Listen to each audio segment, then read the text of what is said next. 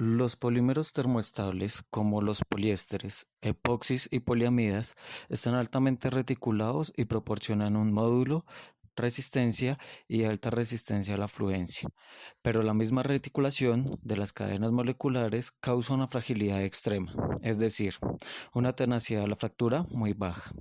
Muchos polímeros se fracturan de manera frágil, por debajo de su temperatura de transición vítrea. Esto es particularmente cierto en el caso de polímeros que tienen grupos laterales grandes y voluminosos o una alta densidad de enlaces cruzados. En cualquiera de estas circunstancias, la estructura de la cadena molecular del polímero se vuelve tan rígida que la separación de la cadena y o el deslizamiento se vuelven muy difíciles. Ejemplos de tales polímeros son los termoestables, tales como el epoxi, poliéster y poliestireno. La curva de tensión de formación de estos polímeros es bastante lineal a la fractura y la deformación al fallo es típicamente menor al 1%. En la figura se pueden observar esquemáticamente las diferentes regiones que componen dicha superficie. Son tres regiones. La primera, una región espejada o especular adyacente al sitio de nucleación de la grieta que indica un crecimiento lento de la grieta. Segundo, una región gruesa y plana indicativa del rápido crecimiento de grietas. A veces esta región se llama la región de Haeckel y uno puede ver las grietas que se ha propagado en diferentes niveles en áreas pequeñas. Cuando el Haeckel se alarga en la dirección de la propagación de las grietas, el patrón se denomina marcas de río. Tercero, una región de transición entre las dos anteriores que tiene una apariencia brumosa y no tiene características que se puedan resolver. En la cerámica se observan características similares de la superficie de la fractura frágil.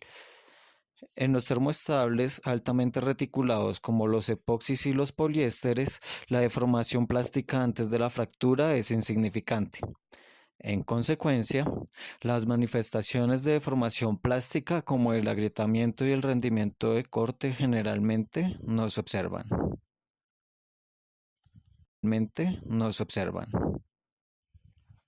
Los polímeros también se endurecen mediante la adición de plastificantes. Los plastificantes son líquidos monoméricos de bajo peso molecular que separan los grupos de cadenas largas en el polímero. Como tal, este tipo de sólido puede verse en un compuesto de una fase viscosa, incrustado en una matriz vítrea, el plastificante y el polímero. Los plastificantes no solo mejoran la tenacidad del polímero, sino que también disminuyen la temperatura de transición vítrea del polímero. Sin embargo, la adición de plastificantes también se acompaña de una reducción en la resistencia del material. Incluso las epoxis, generalmente consideradas termoestables e incapaces de deformación plástica, pueden ser endurecidas por dispersiones elastoméricas. Las epoxis son capaces de una plasticidad limitada, al menos a nivel microscópico, y la dispersión cataliza esta deformación en la vecindad de una grieta, proporcionando así un componente agregado del trabajo de fractura. Las partículas de vidrio incrustadas en los epoxis mejoran la tenacidad, aunque en ninguna medida lo hacen las fibras de vidrio. Este tipo de endurecimiento de partículas se debe a la deflexión de grietas. El análisis se realiza de manera muy similar a como lo hace el análisis de las grietas del grano en la cerámica. Los polímeros también se endurecen mediante la adición de plastificantes. Los plastificantes son líquidos monoméricos de bajo peso molecular que separan los grupos de cadenas largas en el polímero. Como tal, este tipo de sólido puede verse como un compuesto de una fase viscosa, incrustado en... Los plastificantes no solo mejoran la tenacidad del polímero, sino que también disminuyen la temperatura de transición vítrea del polímero. Sin embargo, la adición de plastificantes también se acompaña.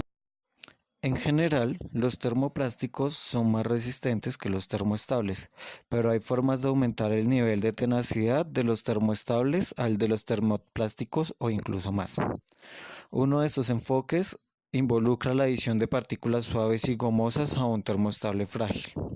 Por ejemplo, una clase de resinas termoestables que se acerca a las polisulfonas en lo que se refiere a la tenacidad son los epoxis modificados con un elastómero. Los epoxis termoestables modificados con elastómero o caucho forman sistemas multifase, es decir, un tipo de compuesto pequeñas de unos pocos micrómetros o menos, suaves, inclusiones de goma distribuidas en un epoxi duro y quebradizo mejoran su tenacidad en varios órdenes de magnitud. Los métodos de incorporación de partículas elastoméricas pueden ser una mezcla mecánica de las partículas blandas y gomosas, y la resina o copolimerización de una mezcla de las dos. El endurecimiento de polímeros vítreos por acciones elastoméricas implica diferentes mecanismos en diferentes polímeros. Entre los mecanismos propuestos para esta resistencia mejorada se encuentran la dilatación triaxial de las partículas de caucho en la punta de la grieta, el alargamiento de las partículas, el inicio de la moda y el rendimiento de cizallamiento del polímero. Para la cerámica, en un material elástico o independiente del tiempo, la tenacidad de la fractura es independiente de la velocidad de la grieta.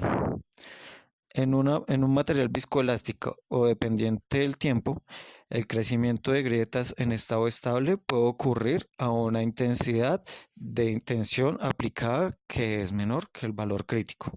A continuación, un ejemplo de un ensayo de tensión para un polímero. Un ejemplo de un ensayo de tensión para un polímero.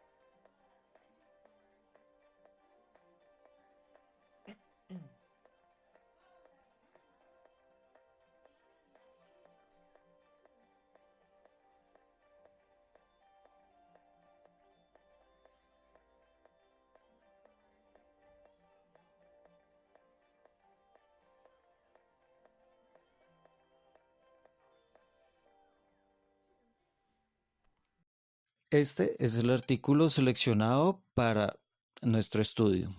Se toma como base una resina base para un poliéster insaturado no curado. La resina estaba disponible como una solución que contenía el 30% en relación peso a peso de estireno o en forma de prepolímero puro, sin disolvente, y se parte con un caucho de polibutiadeno terminado en hidroxilo. Las líneas en la figura se extienden aproximadamente a lo largo de la propagación de la grieta y están asociadas con el punto de tensión del frente de la grieta. La superficie de las resinas modificadas con caucho se caracteriza por una morfología en la cual el caucho se segrega en dominios de forma esférica, dispersados homogéneamente en la matriz de poliestireno. En la siguiente micrografía se puede observar un gran número de partículas de caucho con diámetros que van de 10 a 30 pm. Después del fallo, las medias partículas se retraen debido a la desaparición del esfuerzo de tracción triaxial y las superficies de las partículas se encuentran debajo del plano de fractura. También es evidente que algunas de las partículas muestran orificios bien definidos en el centro. Este fenómeno, ya observado en los sistemas de caucho epoxi, es conocido como cavitación. Las superficies fracturadas también muestran una clara evidencia de un amplio rendimiento de corte de la matriz de poliestireno alrededor de las partículas de caucho.